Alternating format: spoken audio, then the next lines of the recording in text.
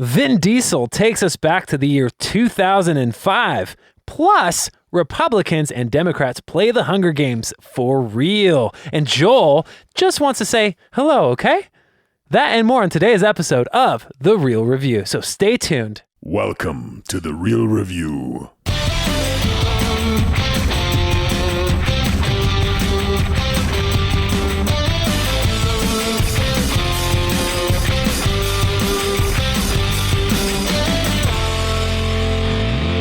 Welcome to The Reel Review, sponsored by Parametric and Lazy Ape Studios, where you get some of the latest happenings, real thoughts, and perspectives in the world of film and television. Everybody, I'm here with Joel Social Distancing Cunningham. Am I? Yeesh. I'm pretty much always in a state of Social distance. I will say I'm one of those a multivert. Have you heard of that before? That sounds made up. It's like a Marvel thing. No, it's like when you are part, like you are by default one way or the other, but you can push yourself to being like extroverted or introvert. Because I'm by default, I'm an introvert. Yeah. Yes. So you've been self-quarantining your whole life already. Pretty much. Okay. Whenever that's like my recovery zone. Sure. If I get by myself, I can just kind of recover and do my own things. I'm an introvert too, Joel. So together we are separate in how we recover. Are we? Yes, it's brilliant. Okay. We are social distancing more frequently than most people. That is true. I forgot to mention your nickname. Yeah, what is mine? Yours is Matt. Say hi to your mother for me. Hey.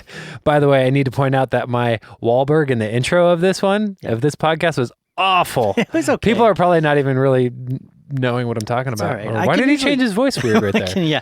If you've seen the Saturday Night Live sketches, Mark Wahlberg Say talks hi to your animals. mother for me. Yeah. I can't even do it. Everybody wants to eat you, and I just want to say hi. Yeah. I'm not very good at it right now for some reason, but yeah, I love those. Those are hilarious to me. Yeah. Yeah, especially when he guest starred as himself. That was pretty fun. But anyways, everybody, welcome to the podcast. We're going to talk about a few movies today.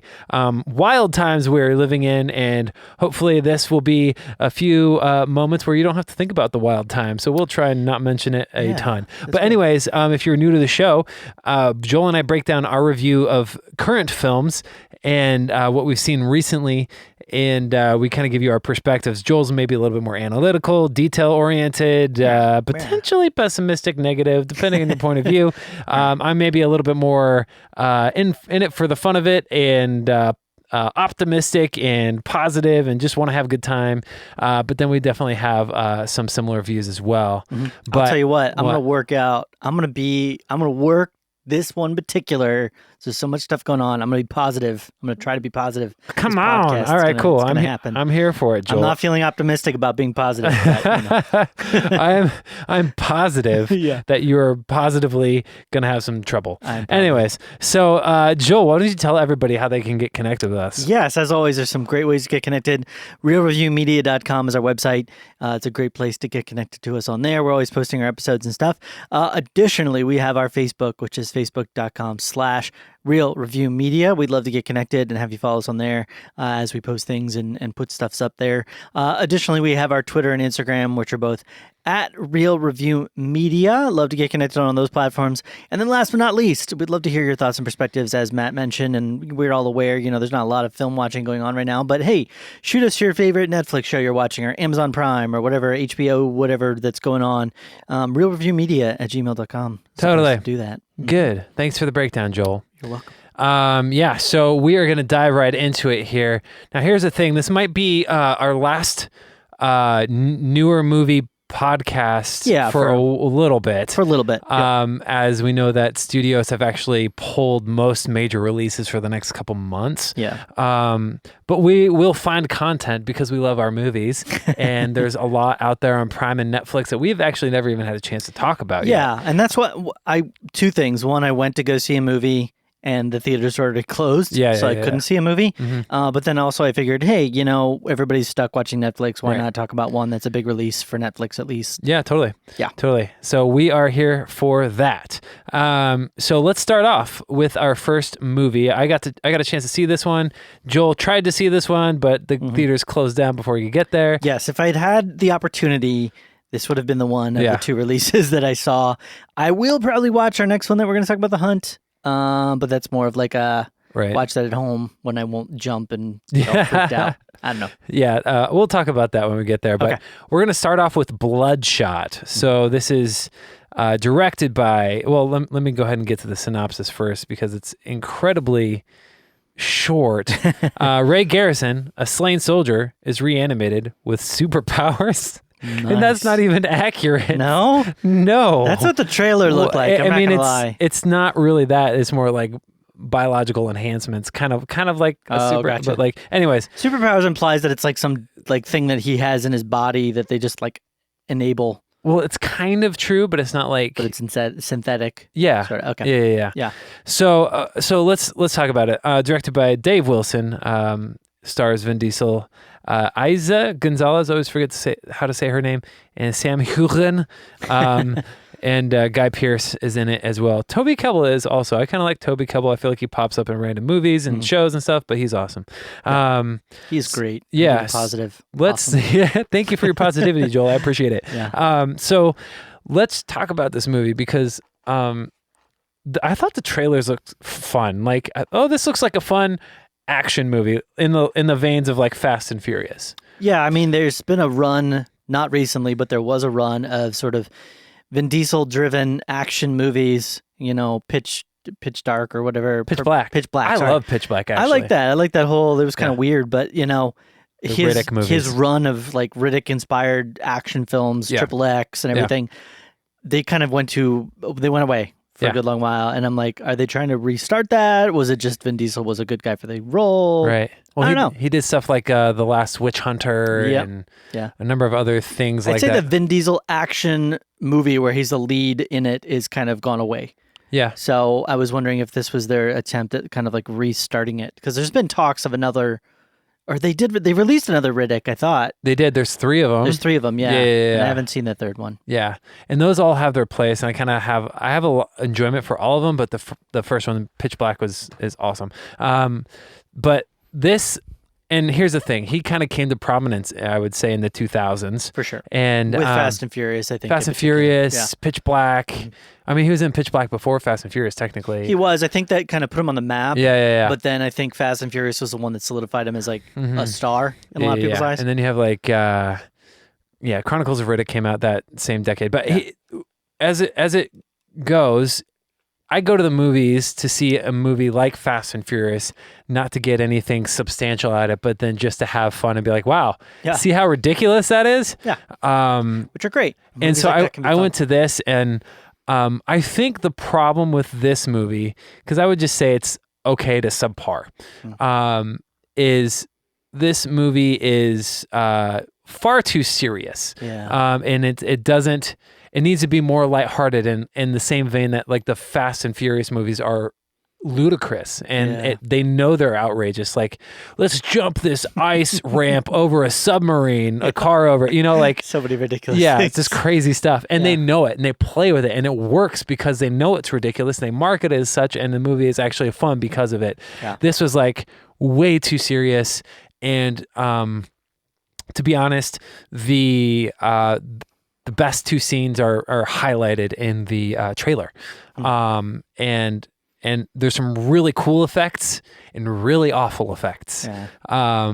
And the 2 best effects were those 2 scenes. And you could tell they spent a lot more time on some of those sequences than other ones. But let's start with the positives because I want to start with the positives. That's what I normally do. Yeah.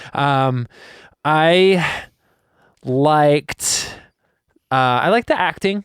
Vin Diesel, I thought he was okay.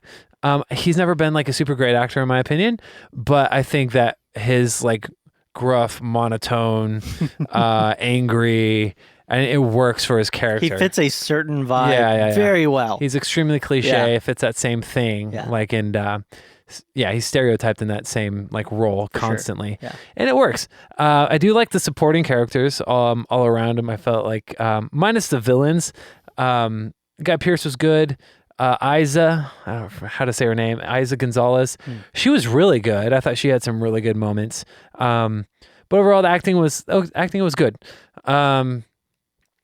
I loved two of the scenes that they highlighted in the trailers, and it just has to do with the CG work of and the slow-mo of him getting like ripped apart in some way, and then his body reconstructing itself. Yeah. Those are really, really cool. I will say the action was in those two scenes specifically pretty awesome because it was he's like these things make him stronger, and and he just totally just wipes out guys, and like it's extremely visceral. Like when somebody gets hit or gets like punched, and if they go flying into a wall, like it's like, oh, you feel it. You're like, oh man, that guy's not walking away from that. Yeah. That kind of a thing. And that was kind of cool. I like an action scene to feel intense like that. But that's it, I would say, for positives. Okay. The story was a little too serious for what I think the content was. I would say the villains, like there's some like subpar like side villains, and you see them in the trailer, and they just weren't. They were just bad guys. There was no history. You don't really get their past or anything like that. The worst part of this movie was there was CG. Like there was like blatant.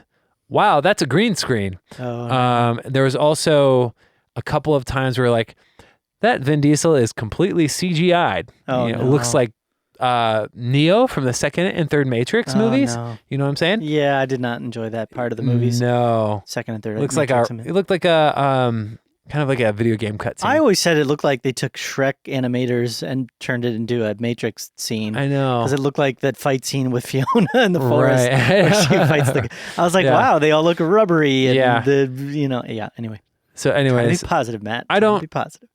Some people nothing, like the rubber. Some people enjoy the rubbery. nothing from this movie is gonna stick with me, unfortunately. Other than what I might those two sequences where his like body's reconstructing itself from being like heavily damaged or something like that. Yeah. I thought those were cool, but I'm not gonna really remember this movie very well, and that's a big thing for me is rewatchability. I don't think I would want to spend time with my limited time. I don't want to spend time watching this movie again. Yeah. And which is kind of a bummer because I usually like to have more fun in movies, and I'm usually more I'm more willing to extend grace to movies that are there to have fun, but it's just not I'm not having fun with it. Well, I think one of the things I liked about going into it was it's a newish idea. Yeah, sure. There's nothing out there right now that I know of. Well, it's based off a comic book character. Bloodshot's a did comic not book know character. that. Yeah. That makes sense. Yeah, that yeah, actually makes a lot of sense. So obviously they set up for sequel, like not like super intentionally, but they left it open ended at the end and all that stuff. But yeah. Oh, I did like there's like a technology guy. I forget who the actor is. He's like a dude. Yeah, there's like a tech dude in this one. He shows up about halfway through the movie. I thought he was pretty cool. Anyways, so I'm gonna give this movie 68, a D plus. Okay. Yeah. So it's actually one of the lower ones I've seen lately. I was gonna say that's pretty low down there. Yeah. Normally, That's a failing. yeah, it's not that good. No. So, anyways, I'm gonna give it a 68. Okay. I think what we could do here is, how about now? Because I feel like people are probably tired of hearing me talk right now, right? Yeah. So You want me to go ahead? Yeah. How Take about it you away? go ahead? We can talk about Spenser Confidential now, right? Absolutely, yeah. So I will give you the intro for this one.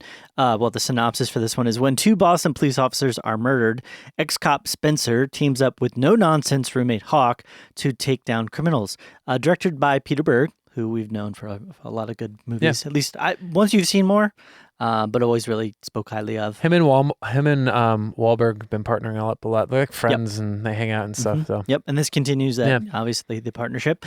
Stars Mark Wahlberg, as stated, as Spenser, Winston Duke as Hawk, Alan Arkin as Henry, Eliza Schlesinger, the comedian, as Sissy Davis, Michael Gaston as Captain Boylan, Bokeem Woodbine as Driscoll.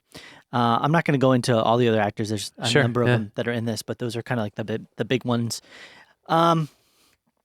So I really didn't have much of a reference point going into this one, other than it's Mark Wahlberg. And whenever he's involved with the production, it's always going to come with a certain level of, I don't want to say, it's not goofy, but it's almost like satirical or slightly, it's like making fun of kind of what you'd expect And I like that about Right. his projects a lot of times. Like he was involved with another documentary. It was the one, the McMillions one. It yeah. was on HBO. He's an executive producer. And I don't know what level involved is, but if you watch that one, you watch it, you're seeing all the way that they're showing this. Like they're putting things in there that you were like, they're not taking this super seriously. And it's kind of fun because you can joke around with the movie, Yeah. and you feel like you're kind of in on the joke. It doesn't feel like you're made fun of. It feels like you're making fun of the world and the content and everything that this is taking place in. And that kind of rings true with this film as well.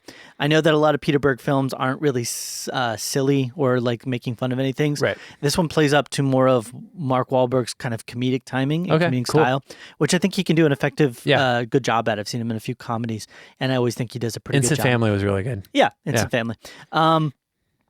So I enjoyed that aspect of it, and I think also Alan Arkin and Eliza Schlesinger, their roles in this are great, and they play really funny, kind of like bounce off of Mark, because he's kind of like the bull in the china shop type dude, and they're constantly trying to like hold him back and like reel him in and say like, you're crazy, stop doing this. And he has these moments where he kind of just switches into like Spenser mode, I guess you could say, and then he just like becomes the detective, and he can go off the cuff and just go crazy and beat the crud out of people and stuff. And those moments in the film are really enjoyable and really fun when they're not taking it super serious, when they're kind of just joking around. And so again, I didn't have much of like a mindset of a frame of reference for going into this. This is, as far as I know, this is a freestanding plot and character that they just created for this film, which was very obviously, I think, set for Mark. Like this was written for Mark Wahlberg. Yeah. But I didn't know much about the film, so and Post Malone's in it, which is kind of funny. He's That's like, funny. very briefly, but so I started watching it, and I wasn't sure what to make of it. And I think as I was going through the film, a good film like this can kind of be goofy and funny, but also have good moments of action and plot and character development and move things forward. A good film. Yeah. A film like this, I felt like what it did really well is it had set pieces. It had a set moment where this was the purpose and that was the purpose. But whenever it tried to like tiptoe into the opposing territory, it wasn't great. Okay. So it would be like a really funny scene and then a really good action scene. But then whenever there was like a funny scene they tried to include action in, it felt a little jarring. Yeah. Or when there was an action scene, they tried to tiptoe into So the they had humor some side. tonal issues when it came to switching the tone. Because you can switch tones. It's just a matter, or even immerse the tones. We've seen plenty of action comedies before. Right. But it sounds like maybe they're having issues. There was like 5 or 6 moments in the film that were like, I wouldn't say glorious, but like really fun and enjoyable. Glorious. Yeah, and there was really funny dialogue. I think one of the best things absolutely about this film is sort of the wittiness of the dialogue between the different characters.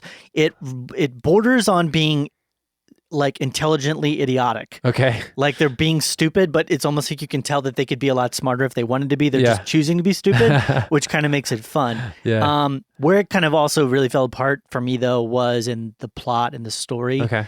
There's nothing to really sink your teeth into in regards to like where they're going with the story. Things are kind of happening and you feel like you're on board for the journey and things are like transpiring, but you never really feel like, oh, wow. Oh, wow. Ooh, like, oh my gosh, I wonder about that. Blah. It's just kind of stuff is happening. Yeah. And it's very driven of like with the characters and kind of what they're doing. And I don't want to say that they like failed in making sort of because it's almost like a detective film, like a noir crime investigation film mixed with an action comedy. But I feel like maybe if they had prioritized less this thing, like less the action or less the noirness, and maybe played up more the comedy or one of the other things, that might have made it more cohesive. A little bit unbalanced. Yeah. Yeah. Okay. It felt like it, and I hate to say this because this sounds negative, and I'm trying to not be negative, but it felt like a Netflix type film, which it sounds bad, but a lot of times with Netflix films, what you get with big budget, like studio films, a lot of times is you get so many different heads of departments and opinions and perspectives and production cycles that things kind of like harder edges get smoothened out. You know, dialogue gets smoothened out. shots get smoothened. Everything feels a bit like less pointed. Yeah. This film felt like it had some areas where it just kind of need to get like knocked down a little bit Sure. and to be more smooth run overall. Yeah. And some people are going to love that. And Okay. I think that's Mark Wahlberg's style as well, is to be less smoothed out. Let's smooth out. Yeah. Yeah. Okay. Yeah. Oh, totally. Yeah. And so I think it's worth watching. Is it going to be a film that you're going to revisit all the time? No. You Yeah. might revisit scenes because Yeah. there's like 4 or 5 scenes that are just like pretty funny yeah. and silly and goofy. And the fight scenes aren't bad. I mean, Mark Wahlberg stands up still as a good, he's getting older, Yeah. but he stands up well as a good action fighter. Cool.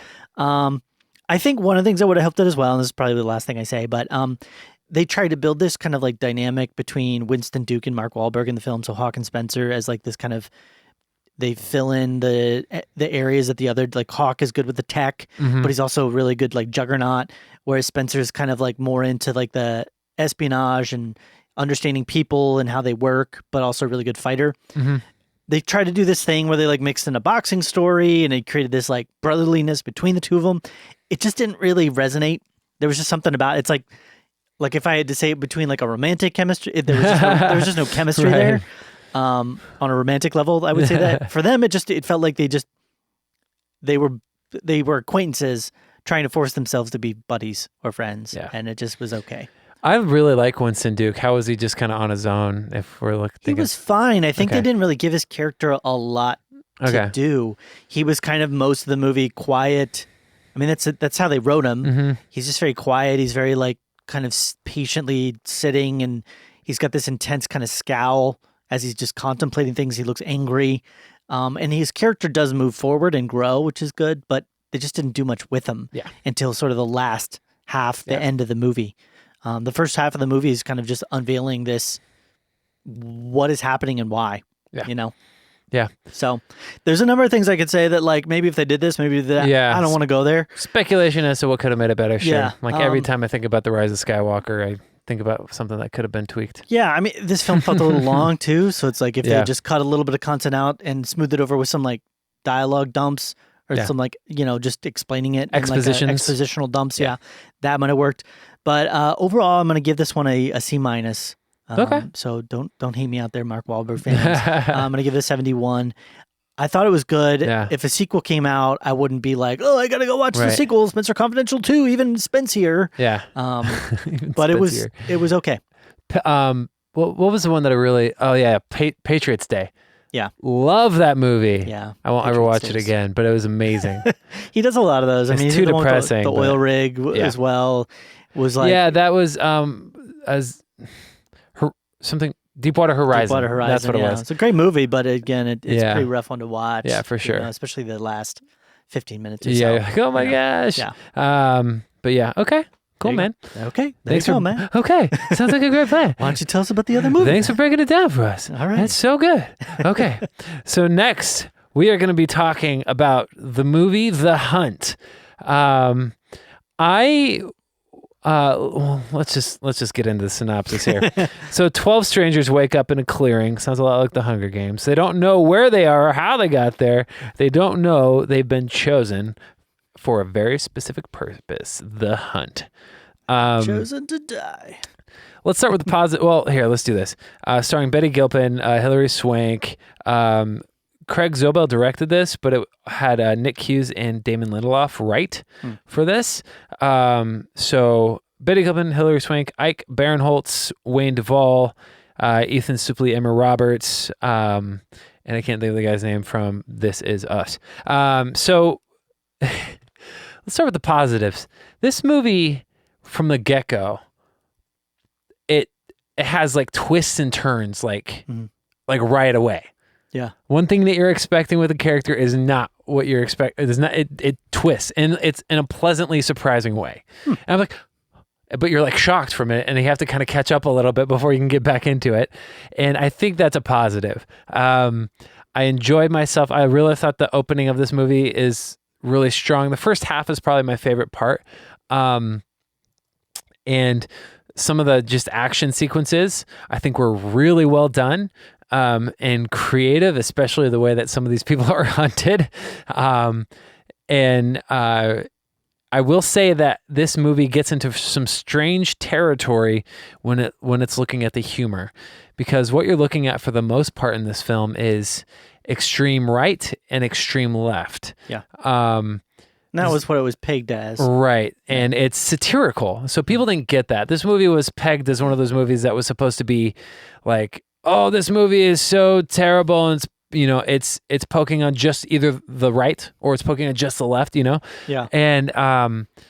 And people were saying that it actually was supposed to come out last fall. It got postponed because it was just not a good time in the country with some shooting stuff that was happening. Yeah. And so they made the call to postpone it, and they released it a couple weeks ago. Actually, it comes out on video on demand, I think, this week, to be honest with you. I think NBC. I'm not sure if they made a wise decision in delaying it just because of the virus stuff. It's almost like they got hit a second time. Kind of, yeah. But, nobody saw that coming. It's just random stuff. But I think that this movie is going to be for people who are totally fine with, their potential beliefs being made fun of, but at the same time, the other side's potential beliefs being made fun of. Yeah. You have to be okay with that. But at the same time, I can see this movie being extremely divisive. Because again, it's got both sides being poked fun at. So if you're not able to be poked fun at either side, you're not going to like it. Yeah. I don't like political humor. Typically, like it doesn't matter what side's being poked fun of. I just don't like that. Yeah. A lot of times it just rubs me the wrong way. Same way that like adult humor and like adult comedies and stuff like that. Like I don't get that, and it rubs me the wrong way. But I think that this movie has a couple things going for it, and that's the action, that's the satire, it's the some of the creativity when it comes to the circumstances that these people are put in. There are twists for days, it seems like, and I really like that. I don't know how to feel about some of it, because some of it's like, it's very polarizing. And I think it's going to come down to what your personal beliefs are and what you feel like you want to come out of it. But if you go in there just to try and enjoy it, not really take anything serious from it, then great. I will say that Betty Gilpin is awesome in it. There's some, again, the action scenes were cool. Betty Gilpin's the best part about it. Hilary Swank's always really good in everything she does. And I think that that's where you're going to find most of the strengths of the film. Yeah. I don't, the ending isn't as strong to me. Like, there's some twists at the end I don't know if I really liked. But for the most part, it was good. It was okay. I guess, let's say that. I guess what I was wondering, because it's like at a certain point, somebody's going to die. Or multiple people. Yeah, I should say that. There's going to have to be a resolution, right? Yeah. And is the resolution to this buildup of two sides fighting against each other satisfying to every audience, or is it satisfying to maybe one particular style of audience perspective? You know what I mean? Yeah, no, that's true. And that's kind of what I would think would be the most divisive. Unless you can make it satisfying for everybody or satisfying for nobody, then you're going to probably appeal more at the end to one perspective more than the other. Yeah, and I think that's going to be from everybody. Everybody's going to have different perspectives on that, because I think it can be interpreted in multiple ways, and that could be a potential pitfall when it comes to people liking the movie. Yeah. I'm a fan of satire. Yeah. Like, I wrote a satire book. I love satirical stuff, and so that definitely intrigued me with this. What I wasn't looking forward to was the political humor, because I'm not a big fan of it either. I think most of the time with political humor, they tend to understand one side of it better than the other, and they'll poke fun at like straw men and stuff that I'm just like, well, that's not really their perspective, or that's only a half shade of then I don't think you'd like this, to be honest with you, because I think this is pretty, they poke at elements of, I won't say who, but they poke at elements of one specific side, I feel like, a little more aggressively than they do the other one. And then it starts feeling unbalanced, and it's weird. And then the other thing was just the level of violence. Yeah. I just wasn't on board. I wasn't excited about like, hey, let's see somebody's head explode. It's gratuitous, for sure. I've never been a big fan, like if you think of Quentin Tarantino type films with, the, what do they call it? Grindhouse style. Like, and this looked very Grindhouse just based on the trailer of people getting blown up and whatever. I just wasn't looking forward to that. Yeah. So that's why I was going to go see Bloodshot. Yeah. I probably wouldn't, I probably wouldn't watch this again. Okay. I will say I really like Betty Gilpin. I'm excited to see her do more things. Mhm. She's got this really like weird presence, like in a good way. So I don't take that the wrong way. Like she's got like these facial mannerisms that I think play really well, and you can tell it's like her. Like that's who she is. She's got kind of this like quirky smiles and like weird faces. She does like almost winks at cameras, kind of like looks, and it's really I really enjoyed that actually. But other than that, the film I don't know how I feel about some of it already, and I think that I'm going to take that to be more trend towards the negative side of things. So I'm going to say, if I'm going to rate this thing, I'm going to give it a 74, so a C. Okay. Yeah, I'll go with a C. I think it is a better constructed film than Bloodshot, for sure. More clever, 100%. More modern, definitely. But so that's going to be that. Any questions? Anything good? No. Okay. I might at some point down the road see it and start watching it if I feel like I'm ready for a violent journey. Yeah, a political Hunger Games, exactly. So, guys, if you agree or don't agree with any of our assessments of these films, let us know. You can reach us at reelreviewmedia@gmail.com. Let me know. And we'd be more than happy to answer your questions. Or please give us some recommendations as we go dark here for a little bit with like movie theaters being closed. Yeah, we're gonna have to find a lot of online content. Yes, give us some. We could do a tube talk. Yeah, no, give us a suggestion. I know, right? And maybe what's been some of your favorite movies that we haven't had a chance to speak about. And then we can go from there. But also connect in with us, social media, Instagram, Facebook, Twitter at reelreviewmedia, and also our website, reelreviewmedia.com. And then, we'll see you. But we'll try and do what we can to keep seeing some movies that we haven't had a chance to check out yet. I know there's a couple on Amazon. There's one, Aeronauts. I saw that one. Yeah. Did you like Aeronauts? Yes and no. That movie gives me. I'm terrified of heights. Yeah, that movie freaks me out. You probably there's 3 or 4 scenes. Just thinking about it, my hands are sweaty. Yeah. I think I'd have to do a whole deep dive. Okay, we can talk about it maybe down the road. I'd be fine with discussing it if you see it. Yeah, cool. Yeah. Awesome. Well, thank you so much for tuning in. Joel, do you have anything else you'd like to add? No, good to go. All right. Well, stay safe out there, folks. How about that? Yeah. Good. We're praying for all of you. Stay safe. Absolutely. Do what you need to do. Don't hoard things at the store. Be kind and generous people. Yes. We love you. Awesome. And it's been real. It's been real.